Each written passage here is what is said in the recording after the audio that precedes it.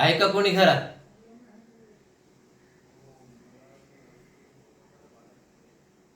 अरे, आहे का कोणी घरात? काय माणसं आहे? सत्ताड घर उघडं ठेवलंय, कोणी पण नाही. मायला माझे पैसे बुडवले ना, बघतोच यांना. ओ, काय हो?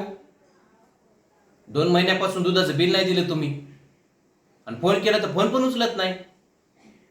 हे बघा, मुकाट्याने मला पैसे द्या, नाहीतर तक्रार करीन मी तुमच्यावर.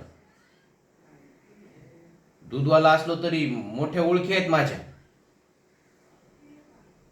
सांगून ठेवतोय.